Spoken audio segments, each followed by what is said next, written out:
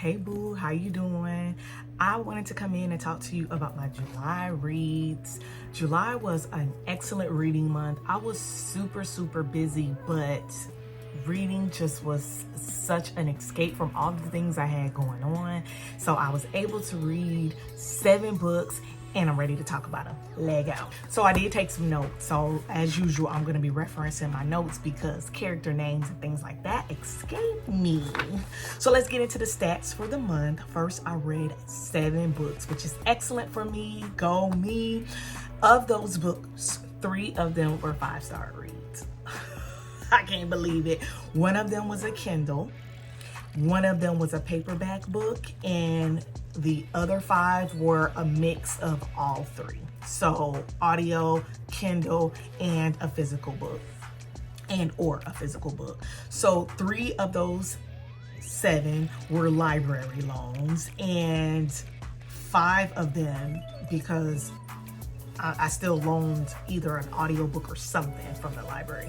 So 5 of those 7 were from my physical TBR. So that was my goal for July. And I want to say that I actually made that goal. So yay me. Let's talk about the books that I read for July. As usual, I'm going to give you my star rating, the title, and a little bit of what the book's about. I ain't gonna hold y'all. Like I said, some of those were library loans. Some of them are here. Some of them I have put on my Pango, which is going to be linked in the cards, and my Pango store is right here. So I'm trying not to touch the books too much because I want them in the condition that I sent in the pictures. So if you're interested in buying anything from Pango, go for it. I'm a great shipper. I don't have animals. I'm the only one that touch books, and it's a smoke-free home. I'm just saying. And I'm just priced to sell. I'm not trying to make so much of a profit. I just want them out of my space. All right, so let's get into what I read. So I am going to talk to you in regards to the order by which I read them. So from the least recent to the most recent. So first book I read was Just for the Summer, and that is by Abby Jimenez. And I gave this one 5 stars. And I'm actually not selling this one. So yeah, I tabbed this baby up. I love this book. I knew it was going to be a banger. So I went ahead and I actually bought this baby full price from Target because I really wanted to read it. I couldn't get it on Kindle. Well, I could, but it was cheaper to get the paperback. And yeah, so this story is set in the new century. So like new times, and it follows Emma and I can't think of his name right now. Justin. It follows Emma and Justin posted on Reddit that he is cursed that every girl that he is with goes and finds someone else and they get married, but not to him. So he posted on Reddit, and Emma decides to answer his Reddit call and basically say that that happens to her too. And then they plan to meet for like a fake dating situation so that they can be together to curse themselves so that they can get married.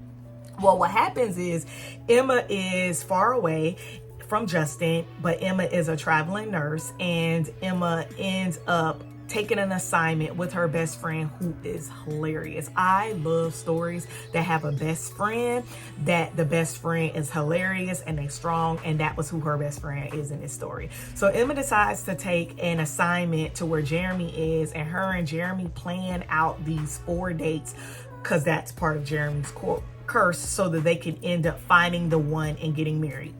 But as you probably already know, they end up budding a strong romance for each other. The biggest thing about this book just wasn't centered on romance. So if you want a light and fluffy romance only story, this is not it. This story has a lot of in-depth dimensions, such as queer rep. It has mental health rep. Mental health rep is really real. There is toxic relationship between mother and daughter, and healing and post-traumatic stress, and all different types of things. This book was a banger, okay? And I totally recommend it. I actually loved it so much that I guess this was part of 3-book series, and I read them out of order. So I read the last book. So I started over with Yours Truly, and I got like 30% in the book, and I was just itching to read a fantasy. So I am going to go back to it because that Yours Truly is on Kindle Unlimited. Next, I read Where Sleeping Girls Lie, and this one is by Frida Abike. And this story is set in the times, and I gave it 3.5 stars. It is set in today's time, and it is about who was sent to boarding school because she became an orphan, and then in the boarding school, her roommate disappears and a lot of creepy shit starts happening. So this is like a horror thriller. I went in there thinking that this was going to be like a fantasy gothic thriller, and I guess it is a gothic thriller, but it does have a twist to it. I really enjoyed the writing style. However, I think that the book was way too descriptive. It was close to 500 pages if I remember, and the writing was so small. And so I actually ended up reading it on my Kindle. And it's so funny because in reading it in my Kindle and complaining about the writing being so small, I like increased my Kindle font, and like I went viral on TikTok for increasing my Kindle font. But long story short, I enjoyed it. I just felt like it could have been condensed down by like 150 pages.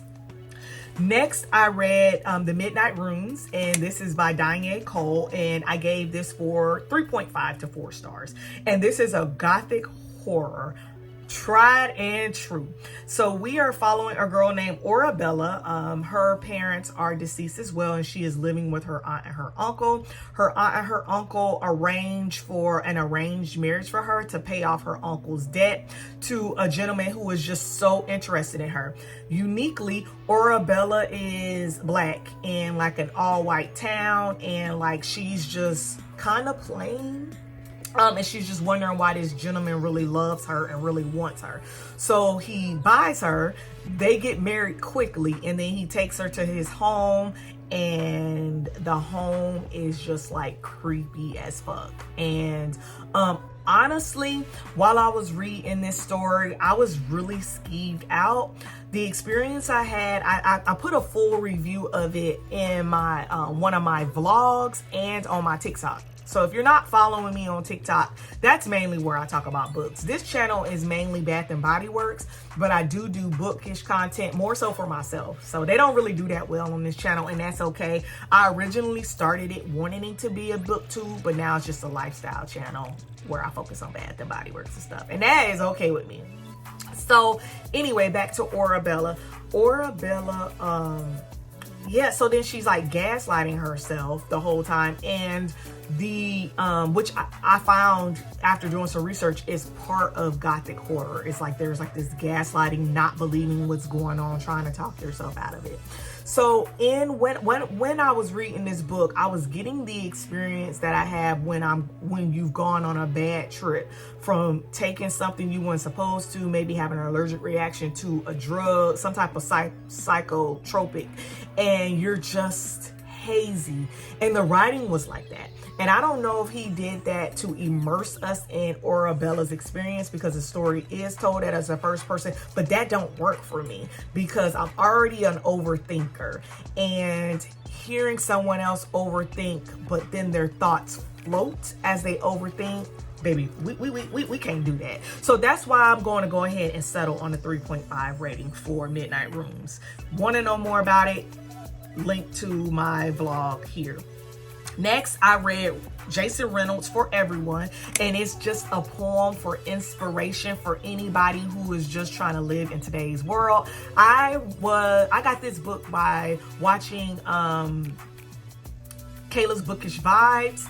It literally took 25 minutes for me to read the physical book, and I just loved it so much. Gave it 5 stars. Chef's kiss. Everybody in my life is going to read it. Next, I read 5 Broken Blades, and that's by Mai Corlin, and I gave that 5 stars. I did do an extensive review on TikTok, and I did do a reading vlog here, so go ahead and check that one out. Long story short, this story is about 6 dangerous people who link together because they are all proposed to kill the God King, And yeah, so we got a poison maiden, we got a brute, which is like a for hire killer, we got a prince who was presumed dead, we got his guardsman who is also his lover, who is also extremely dangerous. We have a thief whose talent is she can manipulate time, and we got a count son who is going against his daddy because he got the money, and we all know that money is a superpower. So they all band together to try to kill the God King. However, they all have their own reasons for wanting to kill him, so we navigate them trying to figure it out while putting themselves first. Then I read The Lost Story by Meg Schaefer. I gave that 4 stars. We are following Jeremy and Rafe, who disappear as children. In my opinion, it's a Peter Pan retelling. So they disappeared as children. They were found by someone else, and Rafe lost his memory of it, but Jeremy kept it. And long story short, our main character Emily, her sister, also came up missing, and she enlisted Jeremy to help her, and Jeremy also pulled Rafe in. We are immersed in a story of a magical world in the woods that Jeremy and Rafe were found, and the story has like magic and queer rep, and it's just a beautiful story, and I thoroughly enjoyed it. I mainly listened to it, although I do have the physical book, and I thoroughly enjoyed it. Next, I read Ghost Boys, and this is by Jewel Parker Rhodes, and I gave this one 5 stars. It's about a 12-year-old. His name is Jerome, and he was murdered by a police officer while playing with a toy gun in the park. Sounds familiar? I know. And so Jerome's family is actively trying to get justice for Jerome. So Jerome actually links up with the ghost of Emmett Till. If you're not familiar with Emmett Till, I'm going to link Emmett Till's story and in our description box. And yeah, they link up, and Emmett Till heals Jerome so that Jerome can move on, while Jerome is watching his family struggle with getting justice for his murder. It was deep. Yeah, I listened to this one at work, and I left like, oh my gosh. So those are the books that I read for July. I think this video is getting longer than I have storage for, so let's just quickly go over the books I want to read in August. I want to read One Blood by Denise Miller. I'm actually reading it right now. I'm about 30% in the story, and y'all, I had dreams about the story last night. Declaration of Rights of the Magicians by H.G. Perry. To Sleep in a Sea of Stars by Christopher Paolini. Shards of Earth by Adrian Tishavorsky. Wolf Song by TJ Klune, and Off the Record by Cameron Garrett. Lastly, Sorrowland by River Solomon. So I plan to dibble out of those readings, but I am a mood reader, and I'm going to stay a mood reader. I'm not doing any of those challenges. I'm not doing any of that. These are just books from my physical TBR that I really want to pick up. Don't care about vibes. Don't care about it being not a summer read. Don't care about any of that stuff. Don't care that they're not talked about on TikTok. I want to read them. TikTok is not going to ruin my reading. I see so many YouTubers talking about TikTok ruining their readings, and I'm just not going to let that happen to me, because reading is my hobby. So yeah, if you've read any of these books, let me know in the comments what you think about them. If you want to read or you have any questions, give me some comments. Love you. Bye.